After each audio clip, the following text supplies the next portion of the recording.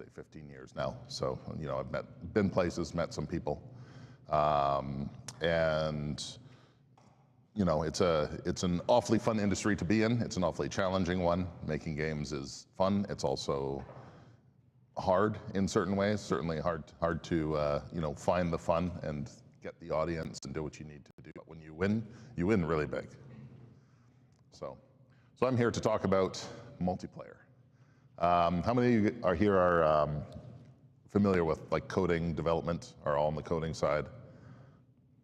So, yeah. So most of you are comp sci. A bit of a technical talk, so you'll be able to get right in there. Who's into like game design or art? So yeah, of course, the game design side. You know, so some of you just do it all. Yeah. We have a few people on our team who do that too. So let's talk a little bit multiplayer games. You care which whiteboard I use? This one's better? All right. Sorry.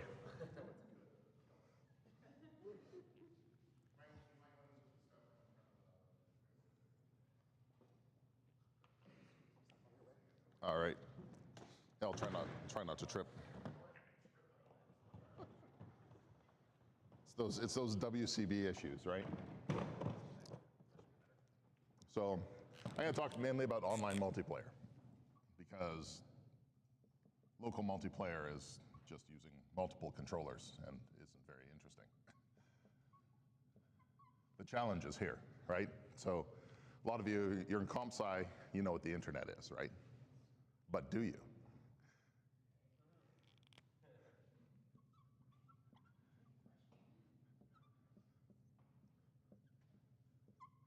So the internet is a collection of what they call autonomous systems. This is Microsoft, that's TELUS, that's Cisco. They pay providers or sometimes cross-link and use backbone fiber to connect to each other, right? So it's basically glass in a wire, sends pulses of light as your signal. There's tremendous bandwidth potential through these lines, and they run them under the cables, and they cost, you know, millions and millions and tens of millions of dollars to put in. So you're playing a game here on TELUS, and your friend's over here, maybe over on Comcast. And then, for the sake of argument, I'm gonna pick a topology. So a topology is a layout. How is the multiplayer game organized? We'll just say that this one is like League of Legends. You've got a server out here that's connected to some other network. And this is where your game resides, right? So this player is sending inputs to the game. This player is sending inputs to the game. And the game is sending world state back in real time. Usually at, you know, as a tick-based system. But it could be other things. It could be more of a symmetric type of multiplayer where it's just, you know, like a card game, so it's turn-based, right? Doesn't really matter. But either way, this is a topology that's basically server authoritative with a dedicated server solution in the middle. So all these packets you have to send, or all this information you have to send, has to flow out of your network, over some line somewhere, through someone else's network, to the server, and the server has to send it back. So you'll send something, it'll arrive here, it'll change the world state will get sent to your friend, and he sees the action. Now, sometimes that's a bit of an issue, because the longest one of these is 45,000 kilometers long. It's the Africa 2 fiber backbone put in by Meta. That's the biggest one, connecting 3 billion people in the world. Major backbone. So if you have that sitting between you and you're at one end of it and someone's at the opposite end, it's 45,000 kilometers. There's a thing called physics. You know what lag is, right? So it's something I'm sure you've played games, somebody's complained about lag. So the speed of light is 200,000 kilometers per second in that glass fiber. That's 200 milliseconds of lag one way, just to get the signal there, right? This is one of the biggest challenges with multiplayer games, especially when you're looking at real time, is that it's a grand illusion. You're creating the illusion of things being real-time and synchronized, but they're not. You see everybody as they were in the past. They see you as you were in the past, and you have to make those work together, right? So that's the preamble.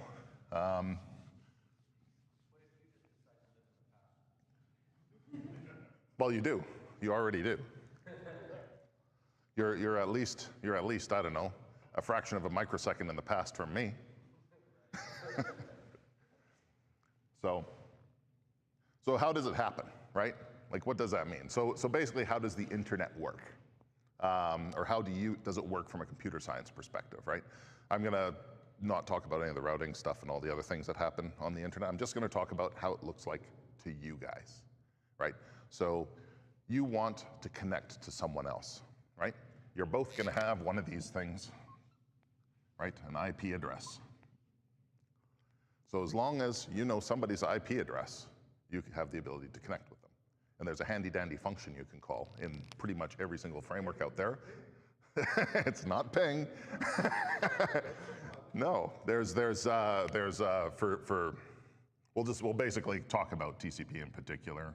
I'll get back to what that means, but you're gonna call connect with an IP, and there's a thing called a port, which is like a way to distinguish between different connections on your machine, right? So your computer can accept a whole bunch, right? If you have 3,000 people connecting to the same IP, well, how do you tell those connections apart? Well, the ports usually do that, right?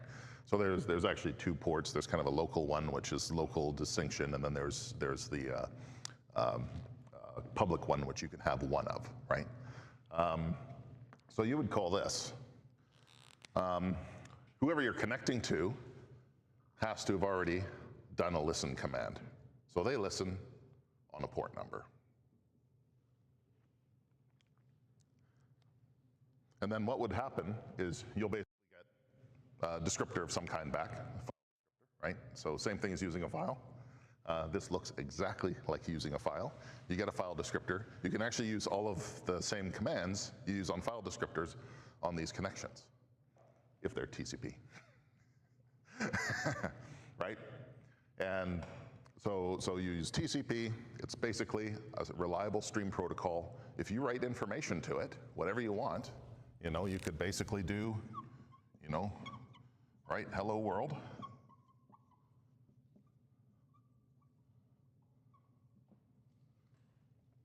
This guy will basically, he accepts your connection, first of all, which gives him one of these descriptor things, and then all he has to do is read on it.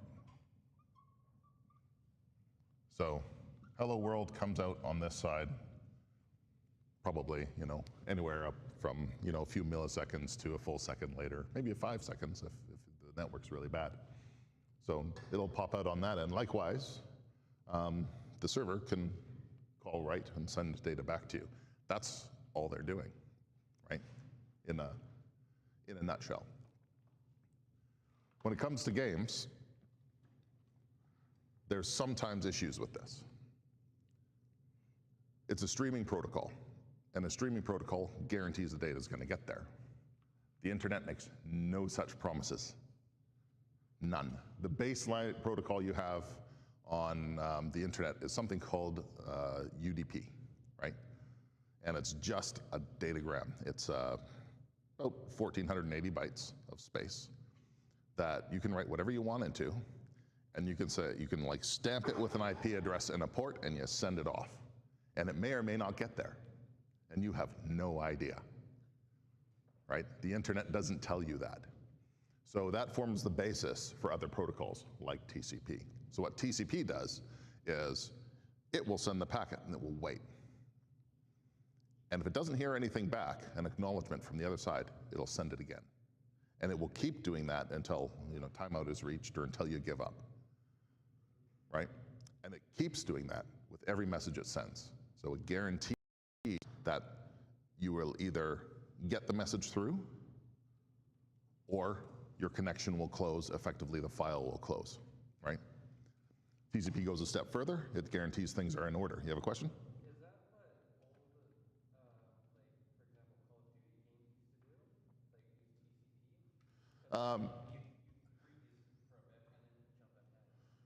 That can happen with TCP, but can happen for other reasons with other protocols, and I'll get into that. Like that can happen with UDP as well, right? So.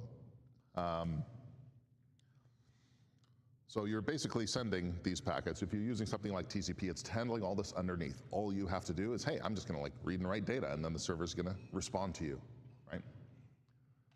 In games, there are problems with this.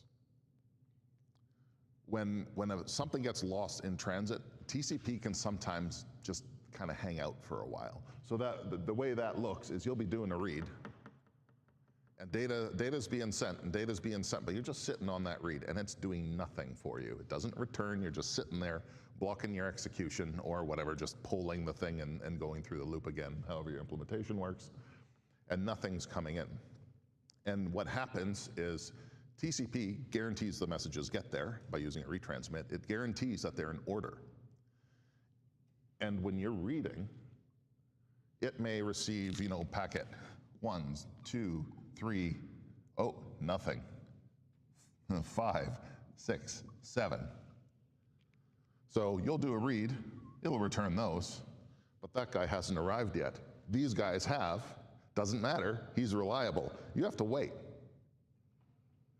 So you can wait until that arrives before, so it finally arrives, a full second later, and then suddenly you get all those.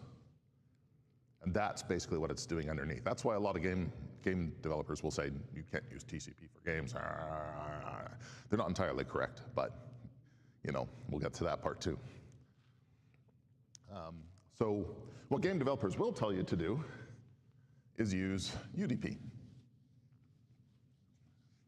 which is basically taking your fate into your own hands. So why don't you just send the datagrams yourself? So you got 1,400 bytes. You can write a bunch of information in there. You can do a send to. You're going to have some data. You'll have an IP, and you'll have a port. So I'll skip firewall penetration, all that kind of stuff that you have to do as well. So there's a few little. This doesn't go through a firewall by default. You have to do something first. And there are services that will do that for you. So, we can always talk about that maybe afterwards if you guys are curious. But you'll basically be sending your data as a single packet, which means that you bake in whatever control you want to guarantee its send into the data headers, right? So typically what they do, if we're going back to the old days of, Quake 2, Quake 3, that was kind of my heyday of gaming. Yeah, we know our stuff. They would basically design the whole game around the fact that you've got, actually at that time, as little as 500 bytes to send the game state to other players. So they had to take all the missiles, all the inputs, all the characters, anything they could that was vital that they couldn't evaluate deterministically on both ends, and pack it into 500 bytes, and then blast it out 60 times a second. When you do that, it doesn't matter if things arrive out of order. It doesn't matter if things are dropped, because the most recent one that arrives is the freshest state. It's a complete worldview, right? So game developers love doing this. They've been loving doing this for a long time, but it does come with other limitations, right? You have to really customize things. You really have to do a lot of bit twiddling. You have to take data structure and make them as small as possible, really pack them in there. And where possible, you like to use determinism, right? So if you can figure something out deterministically, you do it rather than send some bits. It really led to some interesting things where if you had a weak connection, Yeah. you would miss things hitting you. You'd be able to teleport through walls. There was various other things that those Yeah. lag was actually beneficial in some of those old games. Yeah, I mean, there was a lot of things that would happen. I mean, it gets more complicated, because once you have the data, you're going to do other stuff with it. You're going to predict ahead. You're going to do various things to keep the illusion alive, right? Because all of this has to do with you know, you're fundamentally doing this, and then you're building an illusion with it. Once you actually receive the output from this on the other end, you've got to make it work with the flow of what's happening. So, you know, if things get delayed, so somebody just has a bad connection and they don't send their information quickly enough, right? Well, how do you handle that? And it really, you know, the answer to that depends on a lot of factors. You know, some people build games so that, you know, you have your character, and you're moving your character and animating your character locally. The data that's being sent it could be just inputs that go to the server, so that the server could maybe play out the inputs and actually simulate the world with your inputs. Or what's much more common is people just grab animal controller from the Unity asset store, slap it into a game, right, and then connect all the animations, form an animation state as the data packet, right? And so that just, you know, flows out to whatever they're using. They may be using a server, or they may just be using something called a relay like Photon, which all it does is it receives the data. It has a whole bunch of people connected to it, right? It receives data from one, it takes that data and just sends it to everybody else. The most basic form of multiplayer in the world is literally an echo chamber, right? And then have their game evaluate the inputs. All their games all the game clients would evaluate what that data means when it arrives. If it's just transforms, right, all it has to do is grab that transform, apply it to that character and that animation state, and it flows. Plus do a whole bunch of predictive work to smooth out the motion, because it never arrives on time and it never arrives regularly. So you always have to have a little bit of a time buffer in there where you're going to receive your data and then you're going to react to it, you know, 20 milliseconds, 30 milliseconds, sometimes 50 milliseconds in the future, right? So UDP is kind of the gold standard every game developer will tell you to go for. And a lot of that came from those old days with Quake and with Unreal. They all used UDP, and it was the only way to kind of guarantee that you'll have a fresh world state for people to work with that can keep the flow of the game going, right? So modern times, it gets a little more complicated. So people have been getting more and more clever with basically running game state out more on the client, so simulating the game more on the client. So you'll have your player, right? You'll have your player doing something, and there'll be other players around, but those other players are typically doing the same thing for a little while. So you can reliably predict where a player is going to go, say when they hit the jump key. As soon as you know some player has jumped, you kind of don't need to receive any data as long as you know what the trajectory of that jump is, right? You could dead reckon it, it's called. So that gets used more and more in gaming, and people have started to use reliable protocols a little more because it allows them to compress their data better, right? So when you actually have history, you now don't need to, for things that you can't do deterministically, but things that don't change very often, you can now choose when you send those changes, right? So if I'm standing still, why send any data at all, right? So people have gone into reliable protocols a little bit more. You're going to see TCP a little bit more. We've used UDP and TCP, and you know there's reliable UDP, which is basically a manual implementation of UDP that you could basically it's just super aggressive with retransmits. It has no patience, right? If it doesn't hear something back within a very short period of time, it just starts blasting back. And then there's other more interesting approaches people can use than retransmits, right? So error correction strategies and things like that can help get that data through and make the connection more reliable, right? So you expand the data, but you improve the reliability, right? So basically, what kind of data would you send, right? So you would typically send a transform, which is, you've got a quaternion, you've got a position, let's say a 3D transform, right? So you have a position, you'll have a quaternion, you'll have a scale, So it's 10 values. They're usually the 32-bit variety value. Quaternions 4 values. Yeah. So you can shrink it to smallest 3 because of course they're always normalized.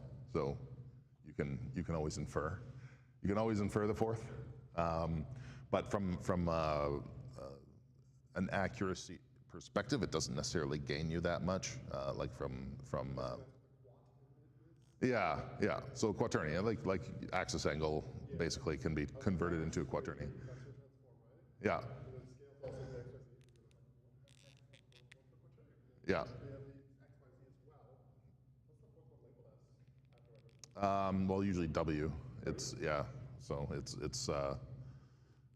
there are terms for what the quaternions mean. I don't remember what they are. Right. I just use them.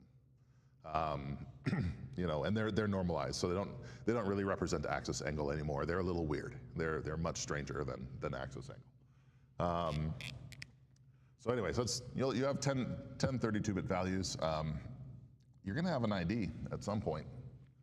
You know, and that could be, you could use as many bits as you want for that. If you can find a way to do those deterministically, you should, but you can't really get away with that because you need to know who the transform belongs to. So this could be, it's going to be anywhere from 8 to probably, I mean, how many thousands of objects do you guys think you're going to sync, right? So maybe 16 bits is enough. 65,000 objects should be enough for anybody, right? So, so you're basically looking at, you know, 320 and then another 16 bits, so 336 bits. It's not a small undertaking, right? 42 bytes for one object. So you assign each object an ID, and then the data transfer tells it. Well, what you're going to do, so you're gonna chuck these things, like you're going to have a bunch of objects in your world, right? Yeah. They're going to be identified by, they're going to have some ID number, Yeah. right? So ID for a couple of bytes, maybe. Data tells which ID this change is applied to. Yeah, and then they'll have 40 bytes of transform, right? So you'll have some list of these things in your world. Then what you'll do is you'll pack these into a data buffer somewhere. So you'll basically, you know, write to your write buffer, whatever you're using, because you'll probably have this abstracted out, and then you'll have your, you know, your ID for a length of 2, and then you'll write buff,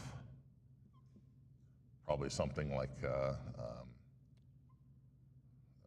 you'll byte star your, cast your transform to a byte star or something and write 40 bytes into your thing, right, into your byte buff. And you do this until you've written everything into your packet, right? So you have to know how much room you have in the packet. You've got this much of a budget typically in an IP, TCP IP packet, or not TCP IP packet, a little less than a TCP IP, but you don't have to worry about packets there. In UDP, you have about that much room if you want to serialize your whole world state. So you have to fit that into here, right?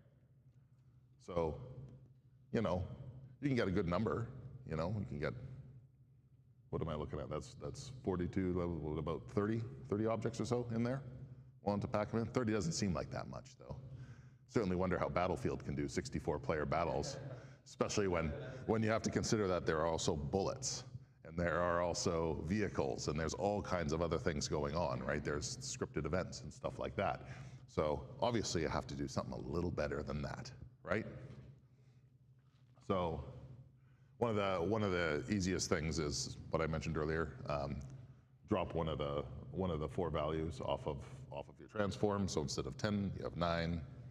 All right, so that saves you 4 bytes per transform, right? That's just basically by using the fact that the quaternion is normalized, right? So x squared, or qx, qy, qz, qw, each of them squared, add them up, they equal 1. So now you only need 3 to infer the last. So you encode those, and then you have you've saved yourself some other data. The other is, I mean, your ID, maybe you don't need 2 bytes. Maybe you can get away with less. Many of your transforms, you may not need all of that space, right? So a lot of times you're going to have floating point values. You can turn them to fixed point values. So you'd go from basically float to int by dividing by some kind of precision factor. So how accurate do you need to be, right? You don't necessarily need the entire breadth of what the floating point standard gives you for precision. So how about you go to the nearest millimeter? That should be close enough, or the nearest centimeter, right? So take each value, multiply it by 100 and convert it to an integer, and now you're sending data as fixed point centimeters. Once you do that, you can start shaving your integers down, right? So rather than sending all 32 bits of integer data, let's say you often need, say, 10 to 20 of them, right? Well, you can use indirection. You can use a few bits up front to basically denote the length of data that you need to send. So maybe you have, you set aside 2 bits, and you go, okay, there's going to be 4 sizes. I'm going to go, 4 bits, 12 bits, 16 bits, and full size. And then you just set that, and then you send the number of bits that you actually need for your integer, right? Or you do something else where you actually encode the location of the most significant bit, and then you just send that. You can do things like that, and you'd be surprised. You're typically going to cut this in half by doing that, right? So now your 40 bytes drop down to 36, which is now down to, well, about 8. Well, for the transforms, yeah, it'd be about 18. I guess if you drop down even further, if you're like 2D versus 3D, where you go to the z-axis? The transform's smaller, so it's a 2D, it's 3 values, right? Unless you want to do some weird thing where you also want to add a twist to the like a twist along the, anyway, like a pseudo 3D kind of thing. So it'd be 3 values. You would just have single bits turning things off, right? Or you just have a transform that's 2D, and you pack those in. You could even fake it where you're switching between 2D and 3D transforms, right? So if you kind of know what your scene is, and you know that people really aren't moving up and down in it, they're just moving somewhere on the landscape. Well, you only really need to send a 2D coordinate as to where they are in the landscape, and maybe some information as to whether or not they're jumping, right?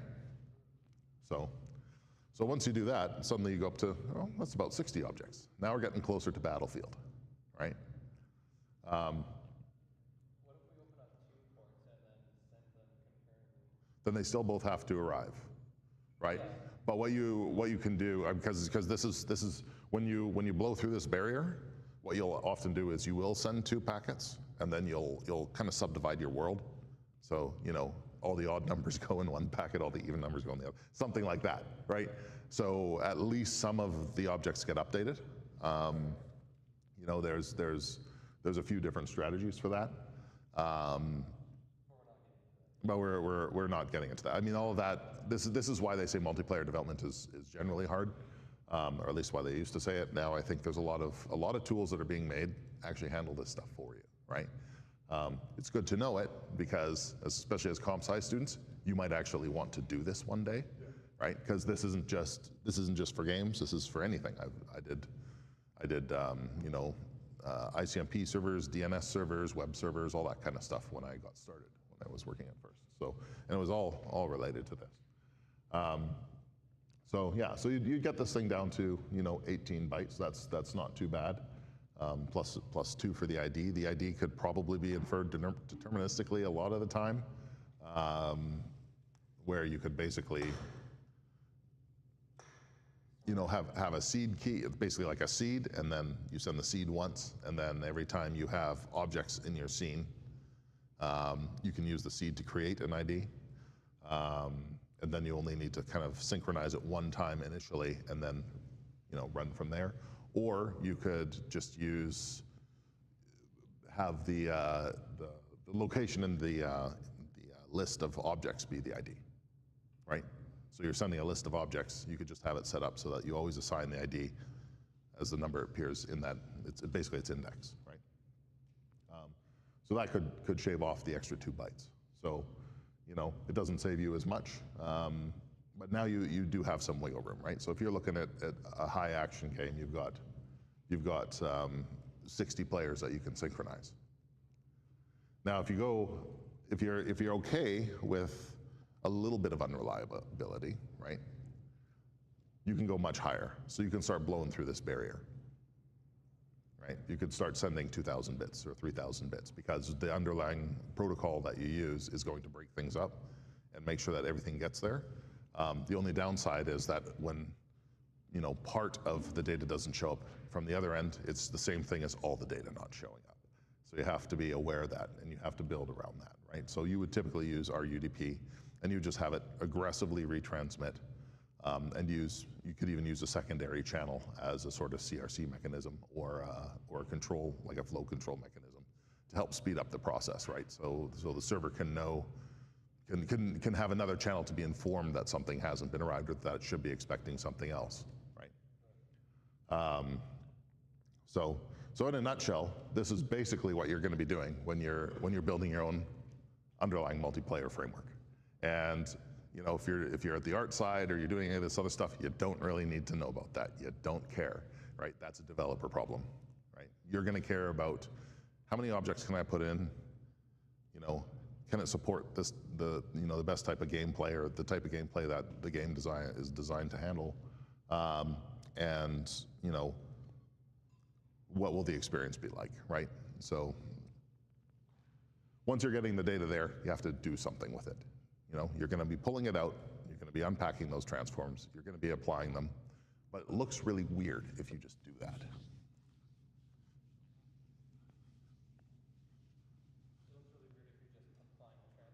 Yeah, if you just apply a transform, I don't know if you've seen what it looks like, but it's very strange. It's basically a bunch of little tiny teleports, right? So you're gonna basically be receiving information, which could be once every 60th of a second, but often it'll be less than that. It could be 20 times a second. 20 times a second you can really see, and sometimes out of order. So imagine what that would look like, right? If you're just applying it. Well, you're gonna have, you know, you're gonna be displaying kind of your frame 1 to, this is what your screen looks like at 4 points in time, right? So.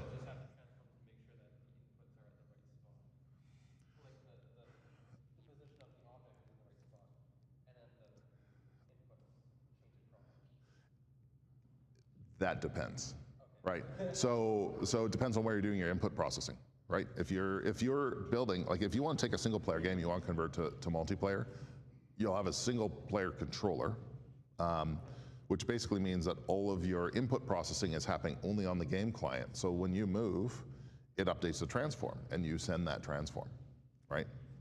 So, and that's why what I've kind of been setting this up is like, okay, we want to send transforms because it is actually a very common way of doing things.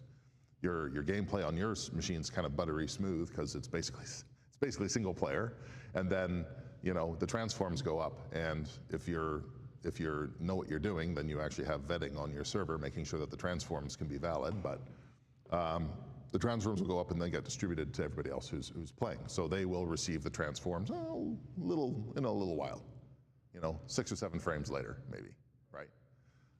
And then when they arrive at not quite regular intervals. So there's this thing called jitter, right? So you have lag and you have jitter. And jitter's just a little variation in lag.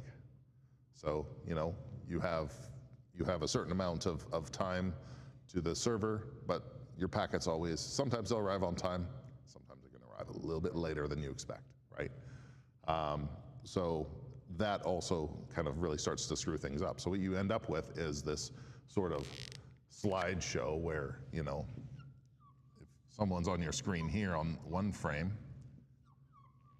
then you're at 60, oh, they're still there. Oh, and then now suddenly they're here.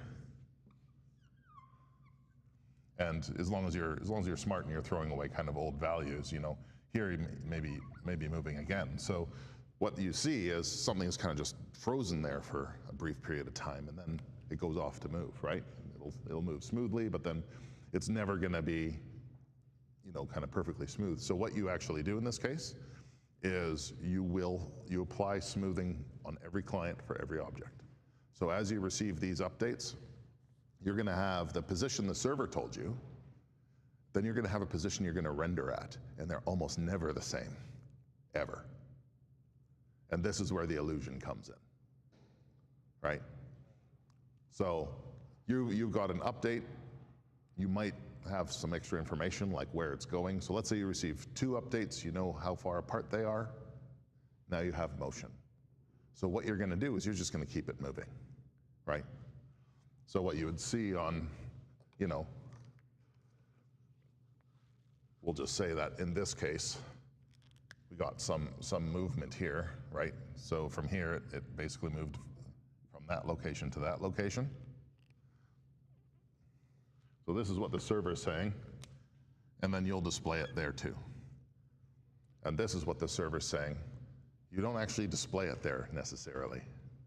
You might display it maybe just a little behind, right? And because you're basically saying, okay, well, it's moving. Is it going to keep moving?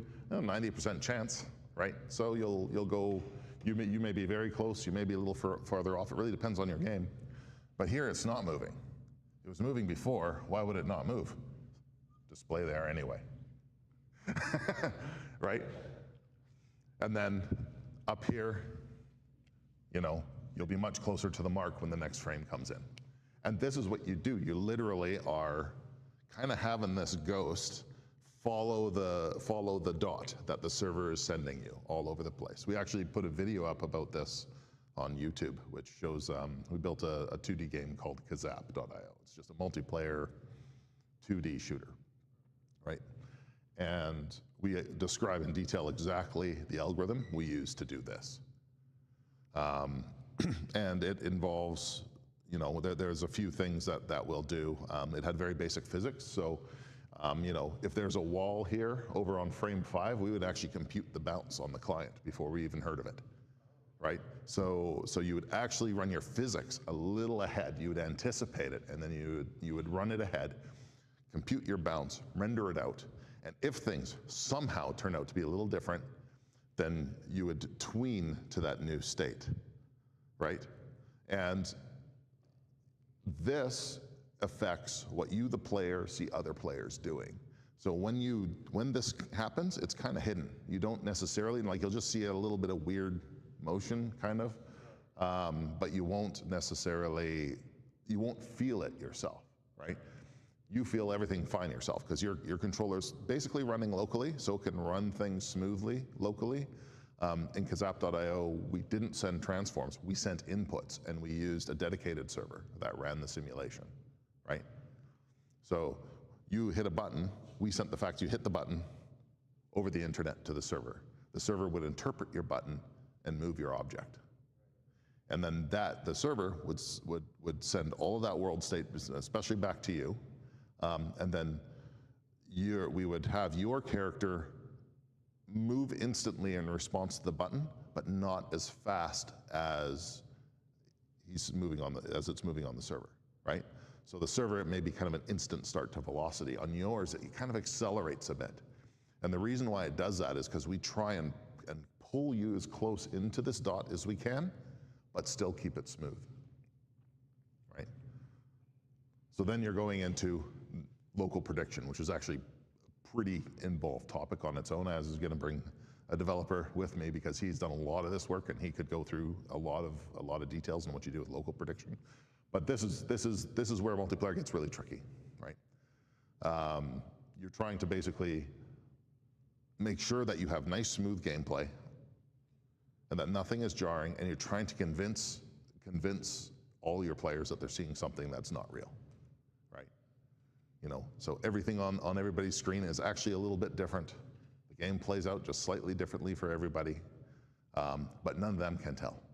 And if you've done your job really well, they'll never be the wiser for it. So, all right.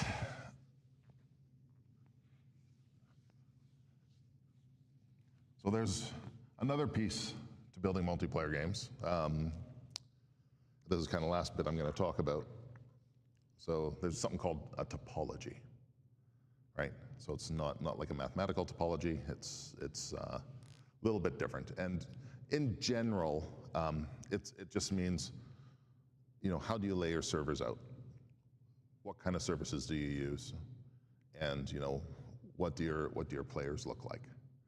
So the most common topologies that you guys have seen have been basically client-server topologies, where you've had a dedicated server, or client-authoritative topologies, where the dedicated server just happened to be one of the clients, or a relay, where a client can be authoritative, or all the clients can be authoritative, kind of a shared structure, right? So, if we do basically a server authoritative, we basically have, your world sim is running up here, and your players all connect to it and connect to each other, right? It's an MMO. It's League of Legends. It's a competitive game, right? You always have a server you can trust, because you can't trust these guys. You never trust your players. But you can always trust your server. And if you write your code really well, then hopefully they can't do bad things to it, right? But this is the one where you're going to pay for this guy. You're going to go rent it from Amazon, or you're going to go rent it from a hosting company, or a whole bunch of them. And you're gonna run game instances on them. I think if you guys done that with things like Counter-Strike or anything back in the day, you could actually rent a server. There's hosting services where you can actually pick your game and say, hey, I want to run a dedicated server. I think they do Minecraft servers that way, where you can go, you can go and get a Minecraft server and pay $10 a month, and that's your Minecraft server, right? Or you could host it yourself, which is usually the most expensive option. So that's just this type of setup, right? So this is great when you have persistence, when you have competition. If you want to build a pretty serious game, you're going to do this. Then they call it, client auth is, you have players. This guy's holding a server, not literally, but so one of the clients is responsible for the simulation. Right, so client auth. You can use combinations of these things too. And there's nothing wrong with just giving this to a client and having him run it for certain games, right? And then you have, we'll just basically call it a shared mode. This is where you just have a relay.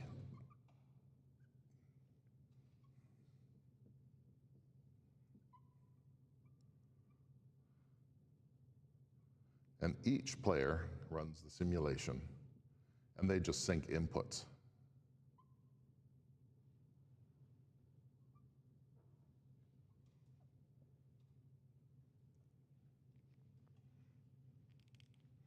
And pretty much any topology you see out there is some combination of these, right?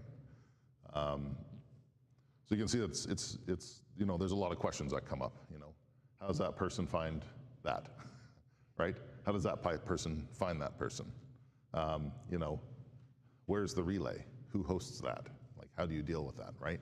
The relay is really a lot like this. It's just a relay is a really stripped down version of this, but it just doesn't run any simulation, so it has no authority, right? The clients have authority over some part of the simulation, usually their own motion or their own stack of cards, right?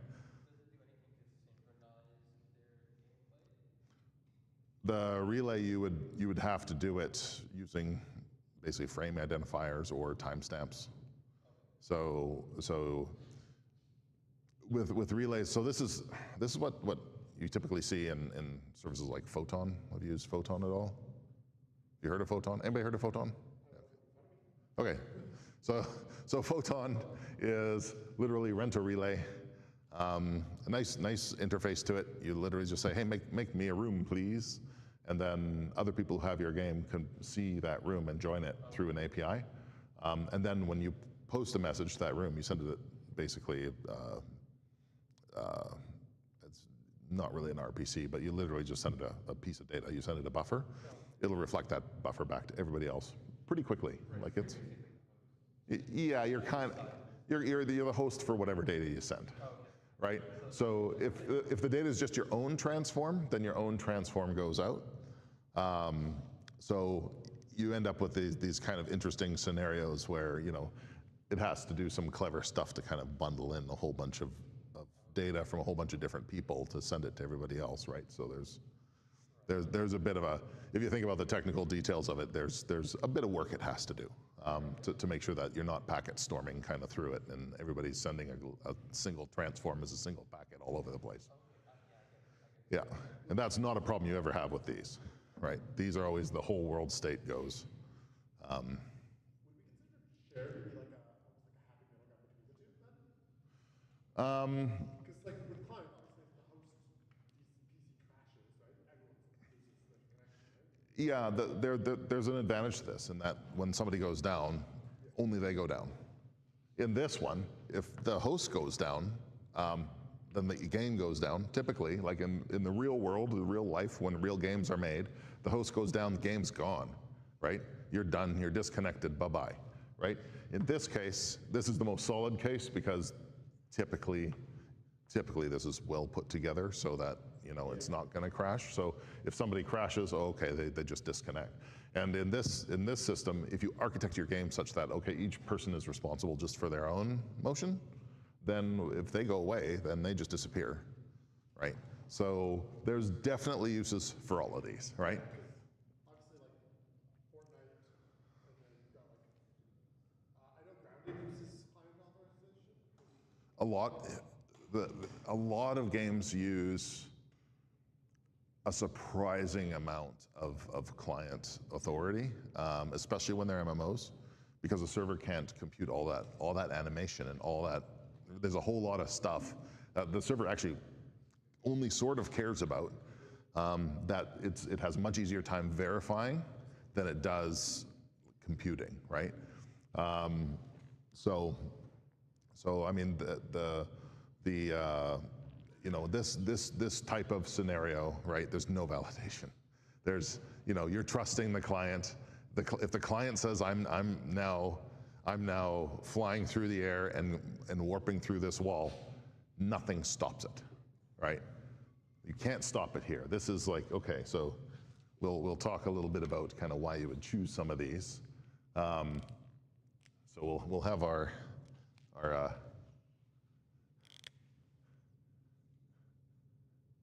cheat protection. I mean, it is a little bit self-evident, right? Never trust your players. Ever. Never, ever trust your players. Like, some of these guys are gonna see through the walls anyway. There's nothing you can do about it. They can modify their memory, they can do stuff. Yeah, they'll modify the client. Some games, they can swap assets out and make all the walls transparent. Never, big hit boxes. You know, like, don't trust these guys, right? But they have no access here. They can't touch that. They can just send it inputs or send it transforms, but this is a black box to them. So this is your best cheat protection by far, which is why it's used for competitive games. Client off. If I trust that guy, you're good, right? Don't have to trust him, definitely have to trust him. So, you know, we'll say that, give it benefit of the doubt and call it meh, you know, maybe. Because I mean, a lot of the times, at least, you know, you'll have a swarm of people and then one host. You have kind of the one cheater who can ruin it for everybody, but then everybody could always just leave, and right? You know, it kind of just everybody can go away. And then what do you think about this guy? Anything in particular? So, no protection there. What you can do is you can, I mean, there's certainly like, let's leave aside client-side cheat protection. So easy anti-cheat or anything like that where it's looking. Yeah, yeah, like hook the kernel, right? But you can do certain things on the clients to kind of validate each other. So if someone's going to hack and they're going to warp, and that's just going to be told to everybody else, then everybody else has to make a determination, say, that's very suspect. We're not going to allow that because it breaches these deterministic rules, right? So you can kind of really mask it, but he can certainly go and do all kinds of stuff, like send all kinds of weird data. But you effectively have to cut the person out of the game, right? These, like here, you can just correct them. Just, we're putting you back where you belong, right? He stays in the game, right? Same thing here. You can do it for this guy, and then this guy modifies the host and changes all the rules or something. But at least for the outside influence, it's kind of like this. It's only the host that you can't trust. Yeah, we have this, and then we're working on this. And you could build this. This is about 10 minutes of work, right? So, because like I said, this is running a sim. This is not. These are actually almost identical, right? Just this guy is smarter, usually, and he's got all the data here. So the logic runs here. Here, just the data flows through, and the logic runs everywhere else, right? So this is what everybody wants to do when they're building games because they don't want to pay for servers. But then if you're a real business, this is where you go, right? If you're going to run your game as a business and you intend to, or it's an MMO, you have no choice. Obviously, server you don't have to port forward. No. A lot of the client authorization ones tend to skip port forwarding as well nowadays. No. Client off, no, just port forwarding got really easy.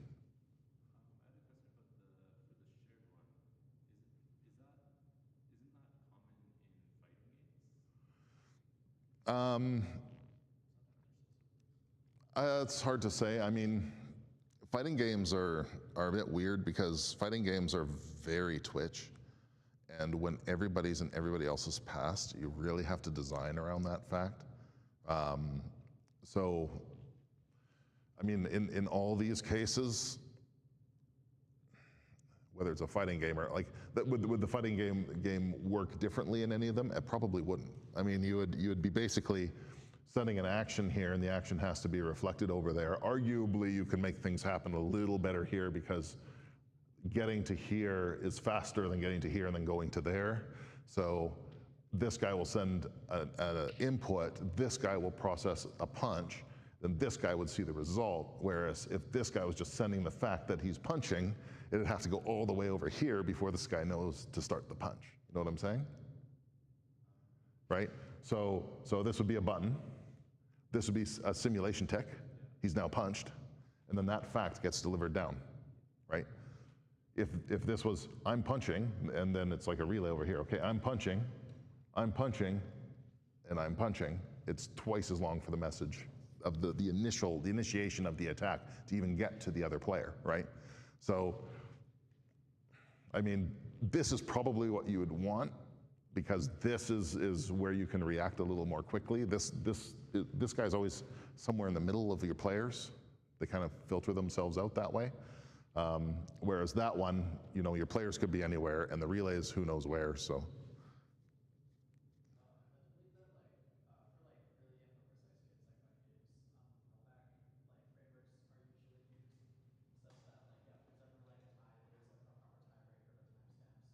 Yeah.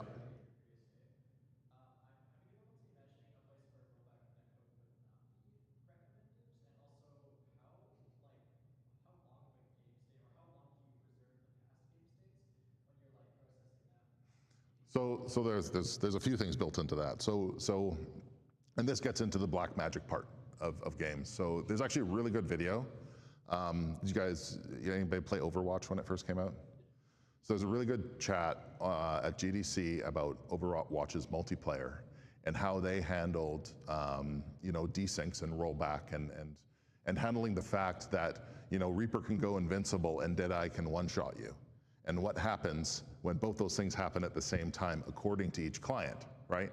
And at the end of the day, it was actually the game design that determined what action they took. And so one, everybody's going to buffer a little bit of time. So they're kind of going to buffer like 50 milliseconds or so, because you can't really perceive that when it's universal. So there's going to be about 50 milliseconds between all the actions, including your own. So you'll hit fire. It actually happens a little later, right? So that is living in the past. Is living in the past, yeah.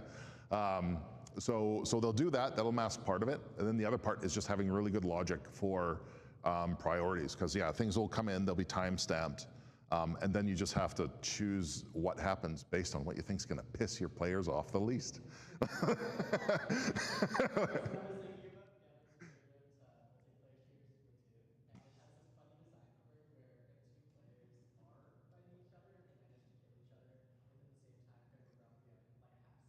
Yeah. And even if one player has rightfully killed the other player first, it'll still make a trait. So it'll make both players die. Yeah. And that was the only example I could think of as like an equalizing measure through design. So it's interesting that you mentioned that. But that actually happens a lot.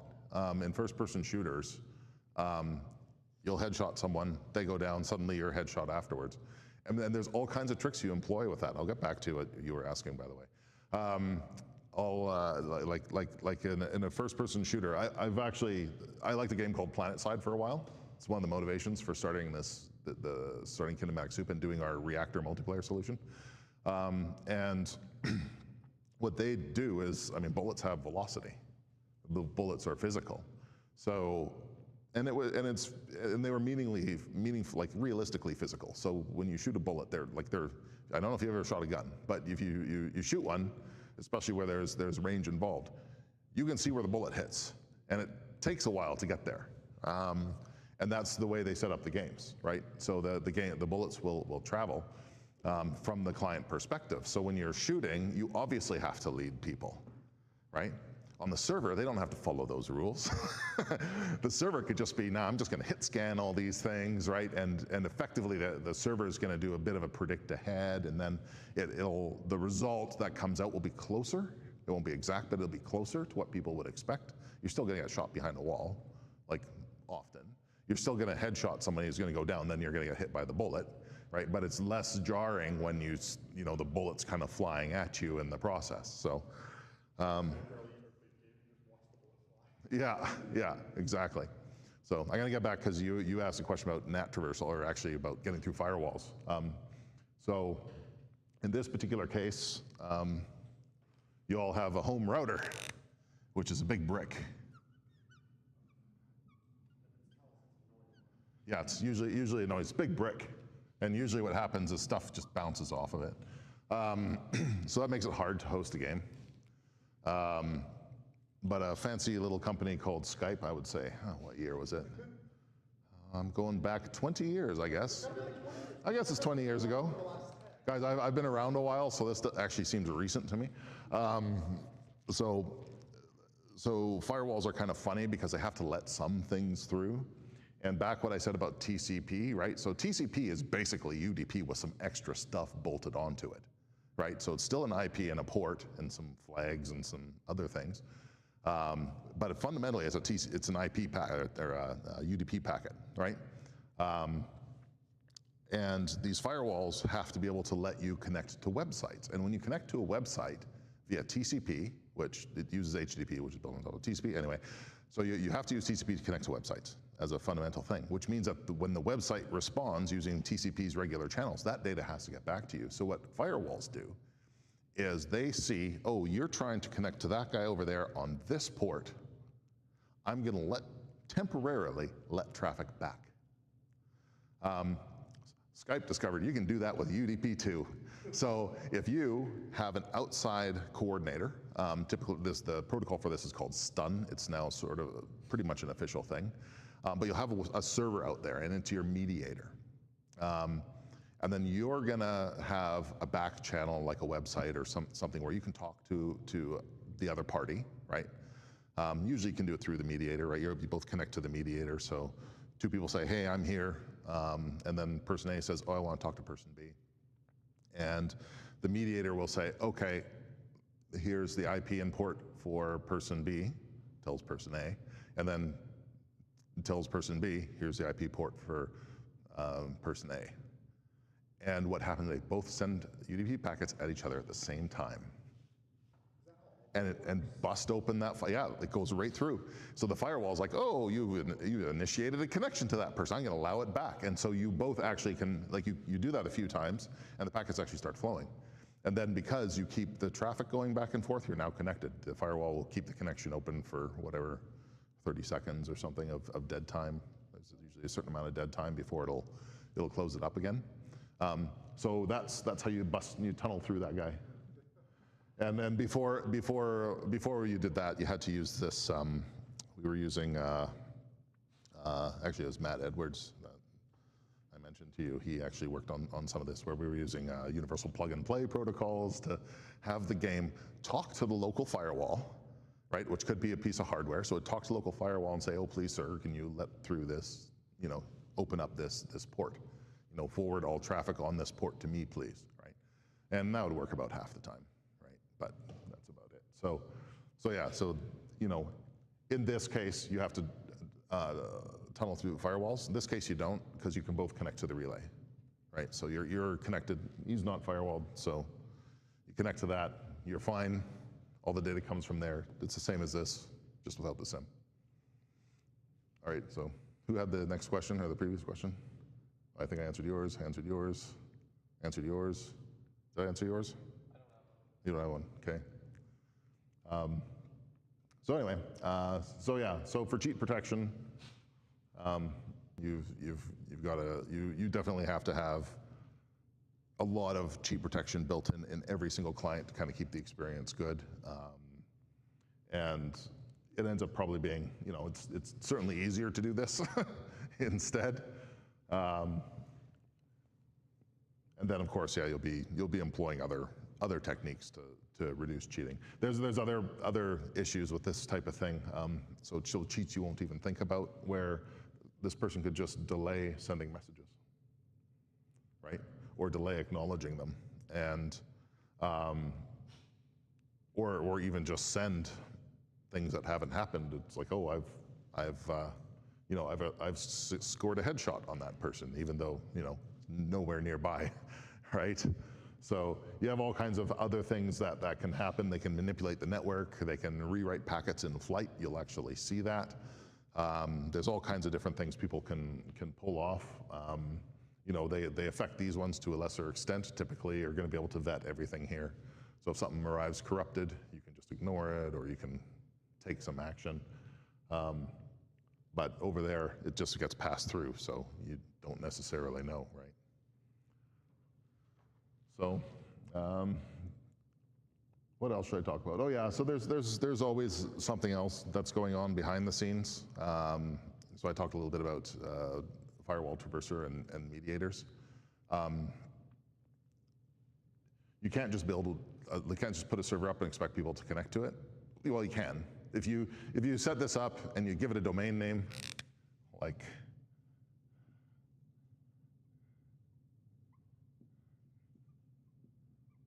so there. So it's mygame.ll.net. Whenever you do that, it gives you an IP. You can look that up and then you can find the game. That's probably about the most basic matchmaking you can ever do, just by using the regular DNS system that everybody uses in the internet all the time, right? So you have one server located there. You bake into your client, connect to mygame.ll.net, and off you go, right?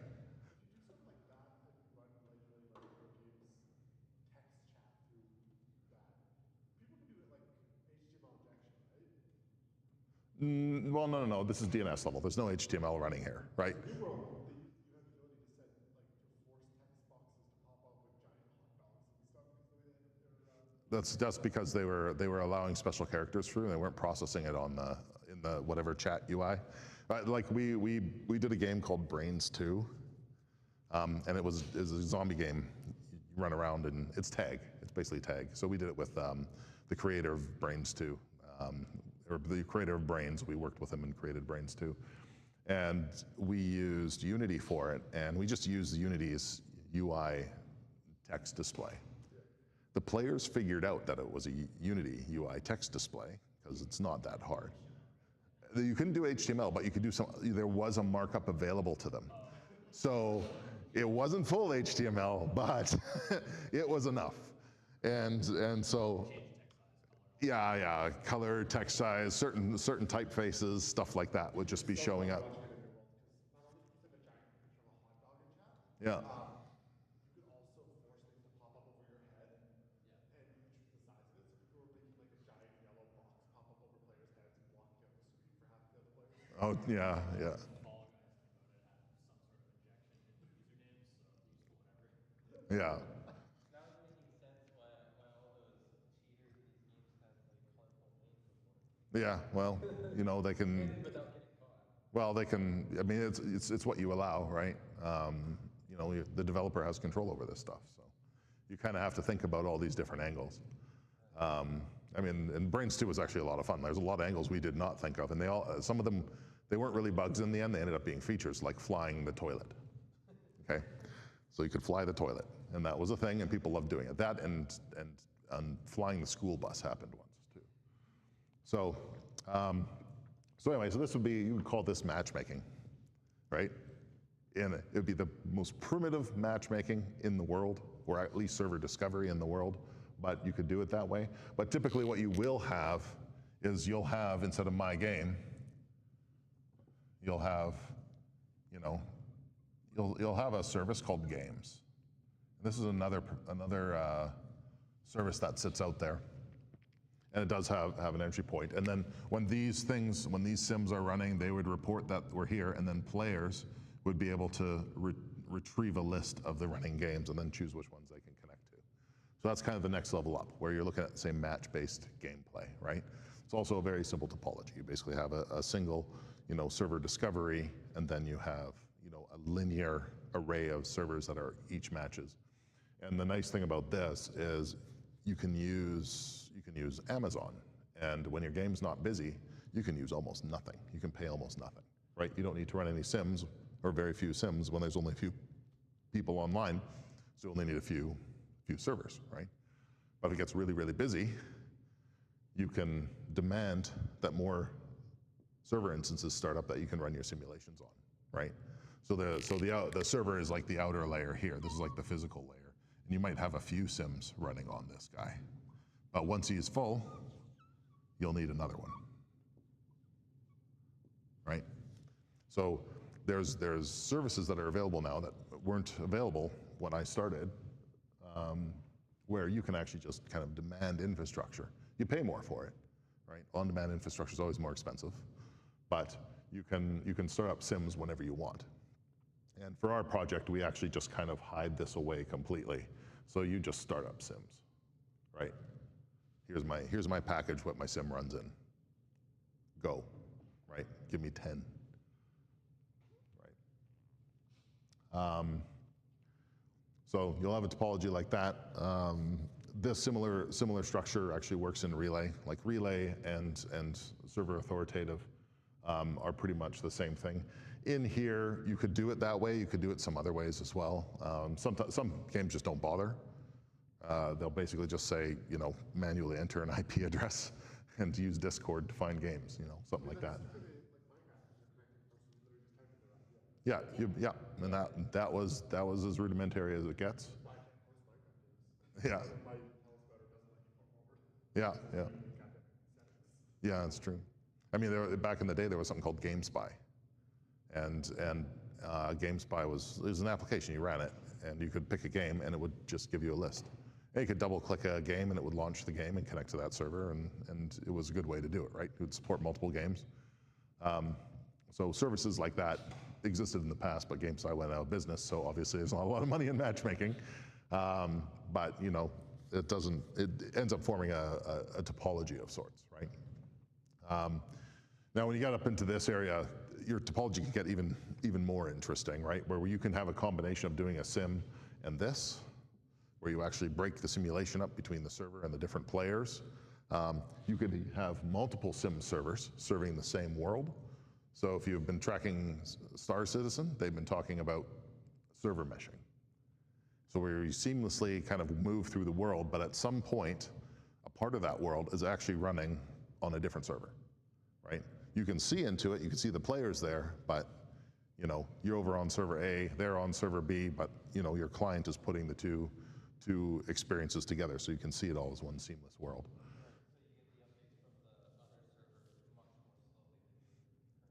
You could, or you can get them at the same rate. It doesn't really matter. That's a different thing. That gets back to earlier on when we're talking about serializing data. Do you want to send updates for certain things slower than others because they're further away? That type of stuff is it's all stuff that you kind of discover as you're building your game. But this is basically a way of having a very expansive world. So if you want to have a game that's planet Earth, right? There's a lot of challenges with that. You have data structures that are only so big. You can only go so far before things get a little wonky, right? Have you guys ever seen what it looks like when you go beyond 100 kilometers when your transforms a 32-bit floating point value? If you ever go into Unity or something, move 32,000 units away. Put something like that you can really see back at the origin, right? And then you move it around, or even change your camera frustum so you're zoomed right in on it, and you'll see it gets very weird. It'll move really choppily because it doesn't have the precision anymore. Because every time the further away you go, the fewer decimal points, usable decimal points you have of high precision, right? You're giving those up to get the decimal points of scale.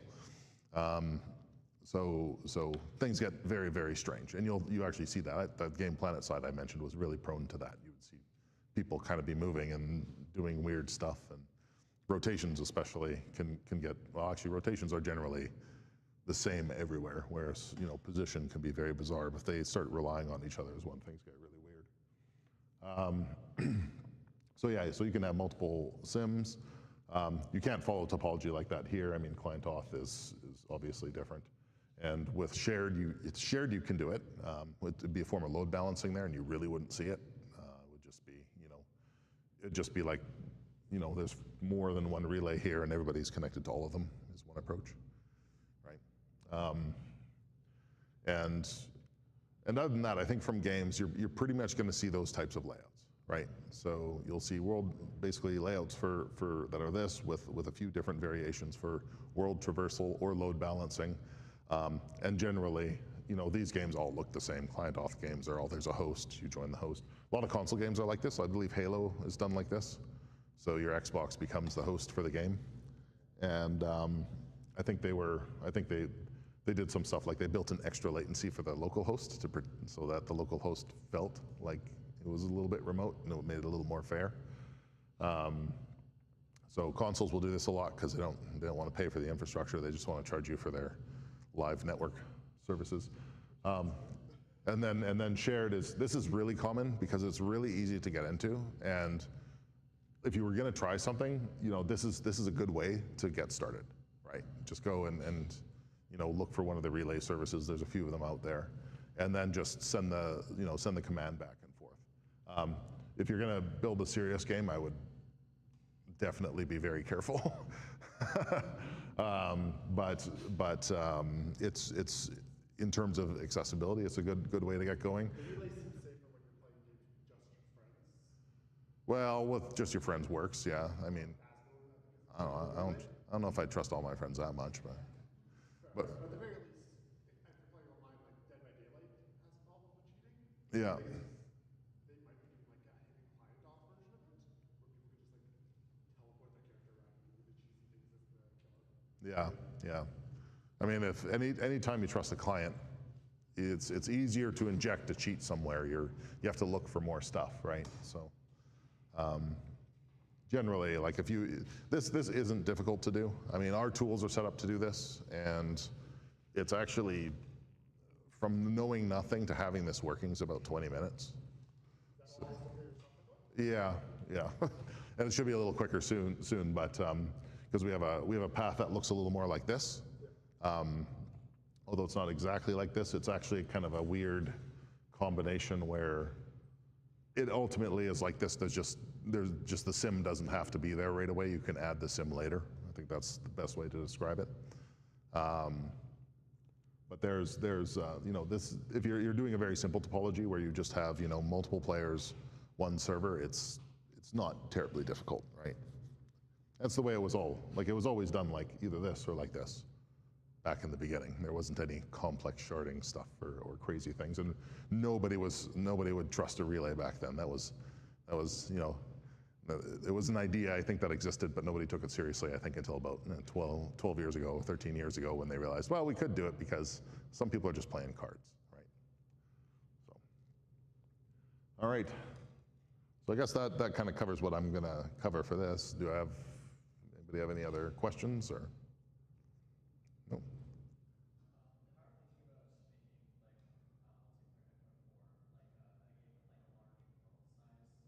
when peers connect, you download an entire spatial world Mm-hmm. so that you don't have to re-download it every time you do some updates. Yeah. And usually they rely on a chunk system, so if an update did happen, you would at most be reloading the entire chunk of the host or Yeah. the server. But I'm just struggling to think of like what happens when lots of updates that are smaller are happening simultaneously, because that's going to carry way more like data overhead than just deterministically simulating the world each player alone. Like, is there like a traditional approach to that? Usually, well, it depends on the number of changes, but usually you're either, if you have a very large number of changes, you have to have a clever way to compress them, right? So if you have a big voxel world, for example, and you're allowing voxels to be popped in and out really, really quickly, the only thing you really need to know about a voxel is its ID. You don't need its coordinate. You can assign an ID to it. It's a 3-space, you can set up a mapping, and you can just say position 9,972 on with texture 7, right? So that type of stuff can actually be very compact. Those types of changes can be very, very compact. You can have a pretty substantial number of those even in one packet, right? When we're talking about compressing things down to, you know, maybe 2 bytes, maybe less. And you know, there's other things you can do to make it. And if people are doing large scale changes, so they're inserting a template of some kind, right? So a large number of voxels, either you will say on everybody, apply this template here, right? Or you sync the whole, you could do it voxel by voxel, right? And just kind of res it in over time on a schedule, or you could just delay the whole thing. And so somebody places it and it appears for them, but it takes a while for the data to transfer to everyone else before it appears.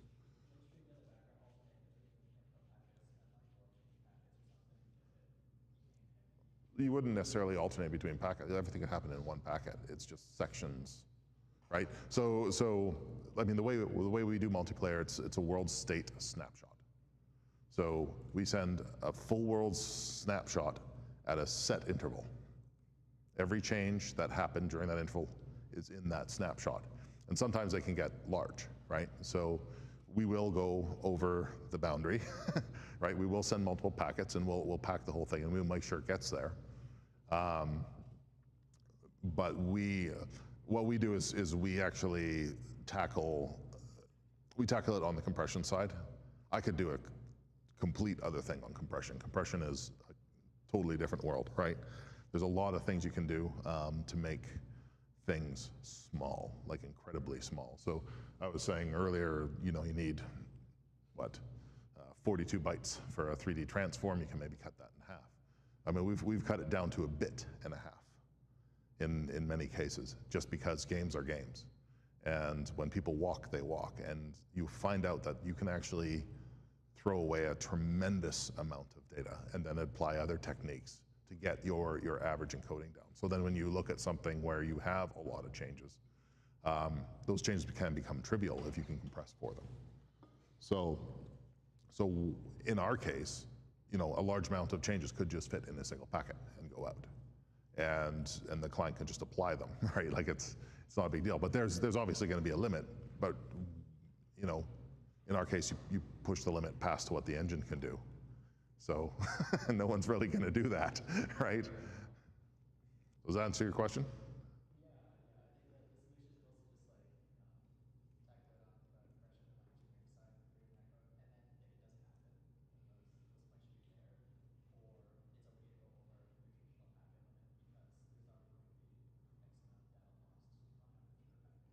Well, I mean, if you're doing pure UDP, you're going to need to segment your frame. So we'll call it a frame. Say your world snapshot is a frame. So you'll just need to say, okay, well, my frame is 5,000 bytes long. I'm going to divide it up into, 4 packets, and then send it, and then, make sure all 4 packets arrive, and no one acknowledges it until they have all 4, right? They hold everything else up until they have that frame, especially if it's got vital information. So generally, that's the approach you use. You have to look at the data itself. You have to find clever ways to make it compact, and then, if you do require, if you think your game requirement to, allows incredibly large changes, you just have to find the most compact way you can to represent those. And you send data ahead of time. If you think you know something in the future and you have an opportunity, you send it early, right? Like send that template. Send a template for that big structure that's going to be a thing, right? And then it's got an ID. All the clients are now aware of it, and then you just have to refer to the ID now when it goes in. All right. Anything else? About network topology, that sort of thing? So with the relay, it's not going directly peer-to-peer. It's going to Yeah, it has an intermediary. Yeah. So peer-to-peer is this guy, right? And it's more of a star-shaped thing in this particular case because one person's hosting the game, right? You could build weird meshes where people talk to each other, but then it really doesn't work well, and your latency is all over the map because your signal could have to go through 3 other people before getting to the 4th, right? Whereas this, at the very least, at least there's one endpoint. So, if you're sending something in, then it's a very consistent performance between you and any other individual player.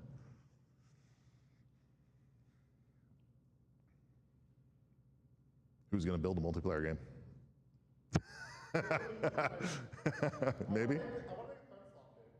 A which? Friend swap, the genre where it's like under $10, and it's just a bunch of people playing like peer-to-peer style, or probably client doc realistically, and it's just like Lethal Company, content warning, those like Oh. games where it's like one person finds it goes like, this could be fun for a few hours type thing, right? Yeah. And then you persuade 3 of your friends to drop $10 each as well, or you were playing a multiplayer game together that like realistically it's probably not that good of a game, but it's like fuck it, we're just looking for something to do tonight, right? Like, Yeah. content warning, Lethal Company, Schedule 1, yeah. And then Peak, that's the big one right now. Peaks, where it's like a goofy little like rock climb on the mountain. That game was made in 4 weeks. Just like 7 devs in South Korea just locked themselves in a room for a month. Yeah, we. Heck, what's the one where you climb? Where it's like 4 people tethered together? Chained together. Like that's friend swap for sure. Yeah. I remember there was a game called Gunbound. I don't know if any of you have played that. Which one? It's called Gunbound. It was it was this thing that just came randomly out of South Korea. It was the first game, certainly that I'd ever seen, that relied on in-app purchases. It's Worms. It's just Worms. It's multiplayer Worms, right? And yeah, you buy hats and your shots are stronger. I mean, that was it. And everybody in the office put $20 into this freaking game. It was just, but we'd have like, when I was doing that company, we'd have days where, we're working until, 2, 3 in the morning because there's some deadline coming up. And then at the end, somebody brought out Gunbound, so it kind of became a thing. But that was the first game where it was like, all right, we're all, in the same office, but you could kind of see this is the sort of, friend slop game. It's, and it isn't, back then it probably took a lot longer to put together than it would now. So for those types of games, actually, that's a good question. For a friend swap style game where it's like you just really want between like up to like maybe 8 players just to be able to hop in a lobby together, what's going to be the way to go for that? Server seems like overkill. Seems like overkill, but it's actually easy to do them now. This isn't what it used to be, right? This can be, you know, can run a game for whatever, an hour and cost a fraction of a cent. Right? And so that's not too bad. But generally, I think if like you want something that you don't want to invest a lot of money into, you want to do it more as a project, you go this route. Yeah. Because this is going to cost you something, right? This is going to cost you something. This is going to cost you the least. Yeah, yeah. So it's you know, and these tend to have legs on them. Like if you're not making enough money on your game to pay for the servers, your server's going away. Yeah. So people can still play your game, yeah. Right? I think Among Us is playing that as well, so same idea, right? Yeah. You know, just connect and play it. As long as one person's hosting, everyone else can join, right? Yeah, yeah. Yeah. So yeah, client authoritative, and these are relatively straightforward to do. There's lots of frameworks to do it. Yeah. There's built-in ones. There's easier to use ones that are not built in. You know, I know we mostly have been dealing with Unity lately. So on the Unity namespace or the Unity space, there's you know, there's NGO and N4E are Unity's built-in systems for handling multiplayer. They're all right. They're you know, they do the job. A little bit of setup required, but you could go into something like Mirror, which is quite a bit easier to use. Mirror is actually really popular. And then there's always more of these frameworks popping up that you can just kind of grab them. A lot of them they'll do the basics. So they don't do topology stuff for you. Like all of that is up to you. But they will let you define the server, like set up a SIM and manage these connections and have players and do that. So they kind of handle this core part here, right? So you still have to do something for discovery, but discovery is something you can cobble together pretty easily just by using other services. You could just use a Firebase database, for crying out loud. like it's something that is relatively inexpensive and on demand and makes it easy for people to just find each other, right? I use Firebase as my whole server for a Unity for a Android app I made, where it would just send data to the Firebase, and you would just pull that data, and that was the whole server with the game. People do that. They're crazy. Yeah, but things are bad experience. Yeah. We call this once over and over again, so the length of like the actual like script, Yeah. it's like 16, 18, 20 tabs deep by the time you're actually reading some of the functions, because you just keep like calling and waiting for each response so that you get like accurate information is a nightmare. Yeah. Yeah, Firebase, and that was web-based, right? All web-based? It was through Android development, but I think it's just the rating, yeah. Yeah, okay. Yeah, I mean, anything can be a server if you're dedicated enough, really. I mean, yeah, you can coax anything into doing what you need it to do. It's just not always efficient. I mean, one of the projects that we did was, you know, it was the Brains project, actually. The first Brains is a web game. It was a very popular web game. And it was very, very inefficient with bandwidth. It was the whole world state was sent as raw text. So it was like a piece of JSON, right? You could read it. And when there's, you know, 50 players and a couple hundred objects that are like physical objects in the world, that's a lot of stuff to read. And it would send that, you know, 20 times a second. That's the whole blob every time, you know, 20 times a second. And it was just phenomenal amount of bandwidth for what it was doing, right? You know, we came in and we did a 3D version of the game with twice the amount of players and almost tripled the amount of physical objects and used, you know, about 2% of the bandwidth. Why? Because, well, we were actually, you know, sending binary information that was optimized, right? So it makes a big difference, right? So. Yeah. Yeah, 5 cents a gigabyte. For, yeah, but that's part of the story, right? If that's what you do when you do optimizations, then you know you don't want to be paying for bandwidth because typically a game, you follow this model. This is not the most expensive part. It's the connectivity. It's the bandwidth. This will be about 10 or 20% of it, and this will be the rest. And you know, attacking this part really kind of helps reduce those costs. So you spend time, it's worth doing the network optimization, like really, really worth doing it, especially when you're following a model like this. Was it World of Warcraft, or any of you guys play that? Yeah. Okay.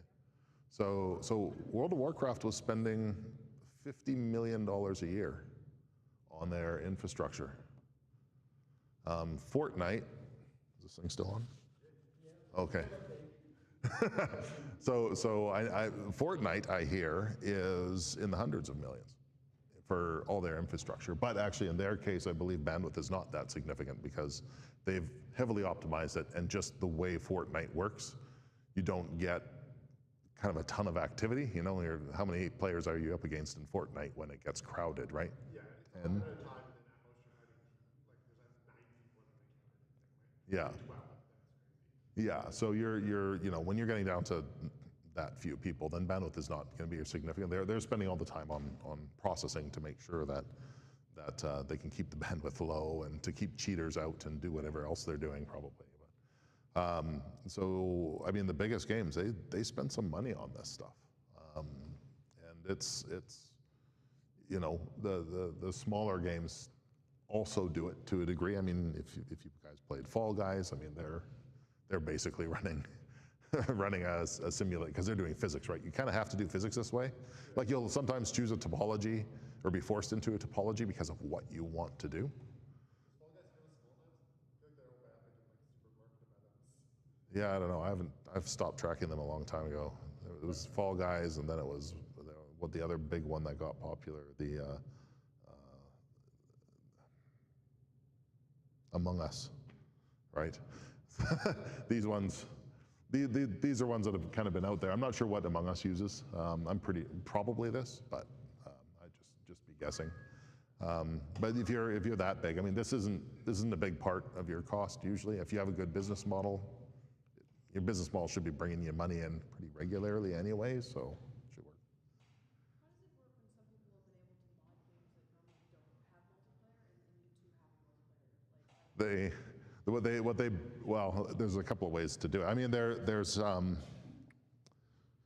you know, at authoring time, if you have a game that's structured well, so that you have a controller, your controller can control your player, but you don't put too much of your world state management in that controller, you kind of have other things.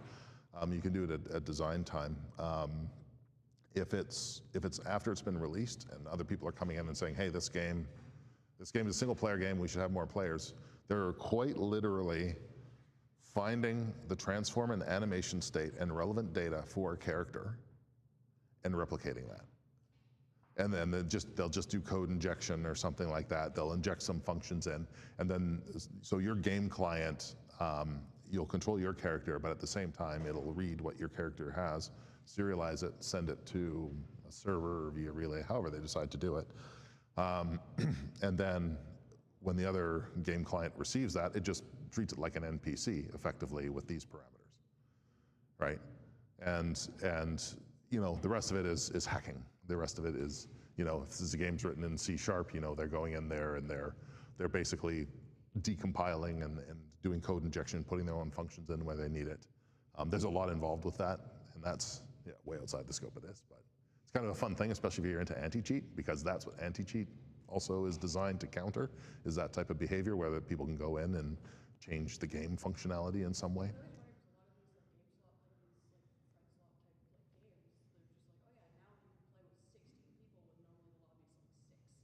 Oh. Like, yeah, we've just made it bigger. Or I've been able to play like through the story mode of Half-Life with another person, and it's iffy, but it works. Yeah, I mean, and it depends. Like in the case of Half-Life, it's definitely a community project. I mean, this stuff is done. I was a fan of Hawken back in the day, and the community brought that back to life, and they're actually modding the game, and they go in and they'll do some code injection, or they can go and they can change things in the game even though it's compiled already. It's just basically kind of hacking, right? And there's GitHub tools. Yeah. Well, I mean, hacking's hacking. Hacking's neutral. The act of hacking is neutral. Yeah, I mean, people can certainly monkey patch it in. It's interesting in how they do it. It's a lot of work, and it's, if you have an interest in that type of thing, it's definitely fun to do, and the community certainly appreciate it. But at the same time, if somebody kind of hacks multiplayer into it, doesn't mean it makes, like, if you have a good single player game, doesn't necessarily make a good multiplayer game, right? Because, you know, things are designed. Yeah, you got to design around it. I mean, ultimately, a multiplayer game has to be fun and fair for everybody, and you have to design it with that in mind. Unless you're actually in China in particular, they have no problem with pay to win. People love it. Yeah, so you can do it there, and it'll do great. And Tencent will probably throw all kinds of money at your game.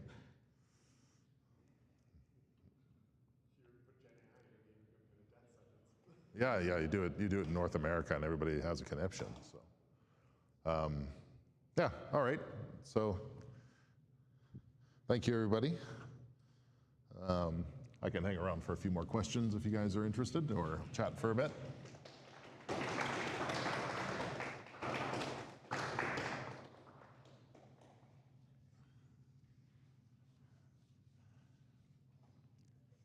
Yeah, thanks.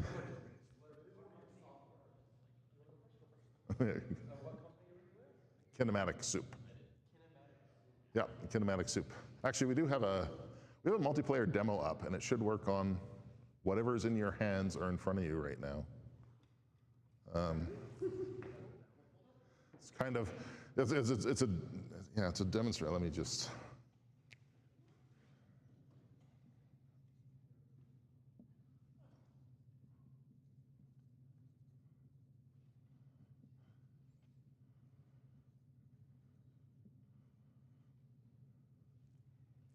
That URL should be a multiplayer game.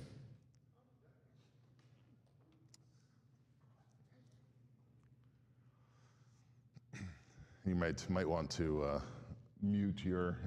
We haven't done any good sound design or anything with it. So you might want to mute your tab.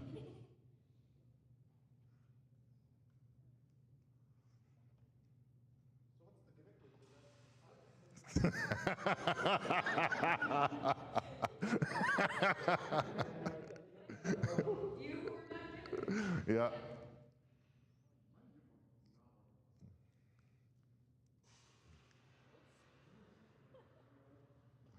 Oh, she's figured it out. Oh, your sensitivity's a little high.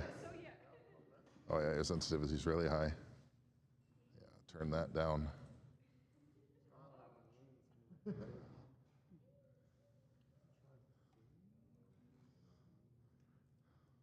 Now, so what's fun about this is, so you can click.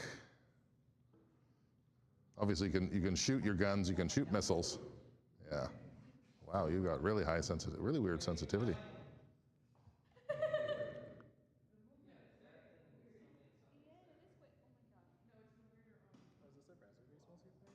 So everything is destructible in this. Is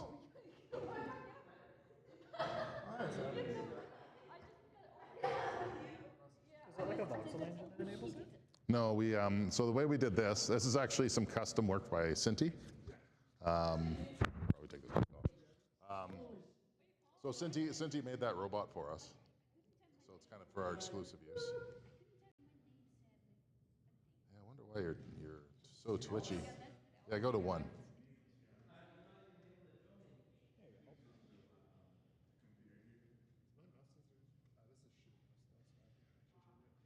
Could be something else, but yeah. So what you'll notice is all the physics in here is synced. So when you shoot a piece of debris, that debris is synced for everybody. It does exactly the same thing for everyone. When you blow apart, yeah, you have rockets.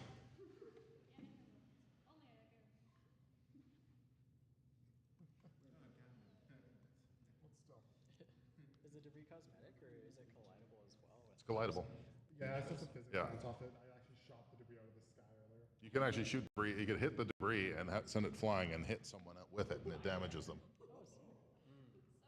So there's a few things. I mean, we have some stats on the bottom. So there are 5 players in here. There's 731 objects being synced in real time. And every time you destroy something, you see the number go up.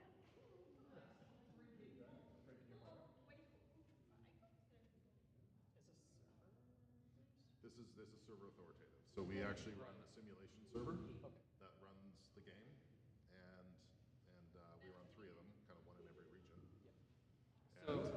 So are any of the physics running on the computer, or is it just being updated to the computer?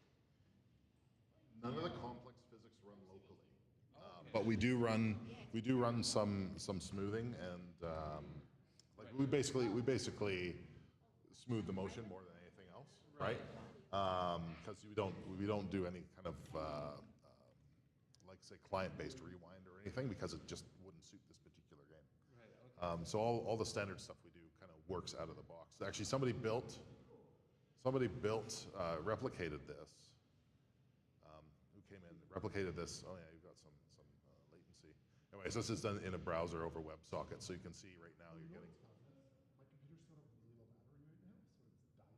Oh, that probably would do it. Yeah. Is WebSocket a popular choice for this, like a GAR.io, like the Snake.io stuff? It's popular because it's accessible. Yeah. There's WebRTC that you can coax. You can kind of convince it Yeah. to do the same thing, or to basically give you a unreliable channel if you need unreliable channel. So Starblast.io does that. Oh, is WebSocket reliable? WebSocket's built on TCP, so yeah, Yeah, it's okay. reliable. Yeah, what caused you guys to make this version versus like the built-in Unity and stuff? Was it just you wanted to host your own servers? Unity. or- Well, we started this 10 years ago. Oh, okay. Unity's multiplayer was Unet back then. It wasn't very good, and we thought it could be done better. Plus, the motivation was really big MMOs and games like this where there's a lot of activity. So our big push was, we want lots of objects. Yeah. Like a heavy simulation, everything fun. Yeah, simulation heavy, lots of objects, and then have kind of the richer experience that you can get with that, right? Like if you can actually use, never mind just blow the bridge up, but use the debris. Yeah. We thought that'd be kind of cool, but do it with 1,000 CCU or 10,000 CCU, 10,000 players. Yeah, it's really goofy. Oh, there you go. Yeah, we spent I think this was initially developed in an afternoon, Yeah. and then we added the art and stuff. It took a little longer. I didn't even know that. So it's Cinti, right? And is it built in? This is built in using yours, so it's Unity as well. Yeah, so Unity, we're using Cinti assets. So we combined some stuff from a couple of their packs. Yeah, absolutely. And then they basically made this robot for us. Nice. Right, so we said, hey, check this out. We want to do this demo. And they said, oh, that'd be cool. Here's a robot. Nice. And then I've been bugging them for years to do a mech pack, which they finally did. Yeah, I have Mac. I bought it for my game dev course. We were sitting in class, and we were joking because we were like, yeah, I really want to make Bob Diggy and Drop 3. And they're like, Yeah. What? I was like, yeah, no, Titanfall 3 joke. He is never going to do it. So Yeah. So we made a really bad version of Titanfall 3. Literally, first day of class, we were joking about it. I was like, let me just spend a couple $100 buying the Mac pack. Yeah. Class, turn my computer over to my group mates. I was like, we have the assets now. They're like, you're such a fucking idiot. Yeah. Yeah. $800+ of assets off of that one. More. I probably got $3,000 worth of Cinti assets chilling in my account. It's Yeah. crazy because we won't be able to use them for workshops going forward. I guess I don't know what Jaden has, but you use them for a couple jams, but you're mostly using to share. Yeah, we're not publishing anything, so it doesn't matter. Yeah. But no. So in case, here's an example of firewalls, right? So the TRU lab computers probably whitelist where you're allowed to go, which means that so the matchmaker can't be contacted, right? So can't give you a list of the servers. They probably wouldn't even let you connect to the server, but on your phone it'll work. Yeah. So. Even when you're on the phone, on the Wi-Fi, because it's the Oh yeah, you have to be off the Wi-Fi. Crossplay is still just magic to me, especially for browser kind of standalone games or things that you don't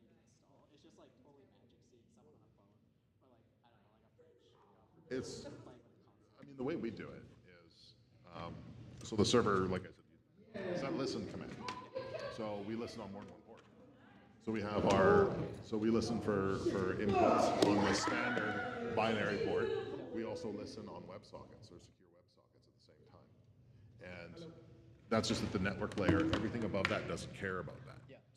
So all that's happening as messages are coming in could be a WebSocket-based client, could be a regular client, it could be UDP, it could be TCP, it doesn't matter. All that stuff's extracted at that level, abstracted at that level. And then you're just sending the SIM out across those channels. And generally, the data you're sending is generally all the same. So you don't even have to rework the data. You can just say, here's my data packet, network layer, distribute it to all the connection types. So in here, it's all browser, right? So we don't have a binary distributed, but we could do a binary, and a binary would play with all the browser people, right? Console would play with all the browser people and all the binary people. Yeah, that's fascinating as well. I don't think I've ever heard of an actual example of like a binary versus like in a browser, like a streamed like game with crossplay. I don't see a use case for it, but Yeah, it's well, browser-based, like browser-based games. I think there's an interesting use case yeah. because multiplayer games tend to not have enough players. Yeah, one thing that I thought was like quite, I thought of one single example during school time where you couldn't access the school computers, and like people want to play like Minecraft together, and like my friends, you get this app called MindChat, and it would allow you to use your phone to connect to a multiplayer server. Yeah. You could control your character, but in some servers with richer like command plugins and things like that, you can still use plugin commands to move around TP, send people money, and like do things like admin stuff. And that was in like 2014 that I had access to that.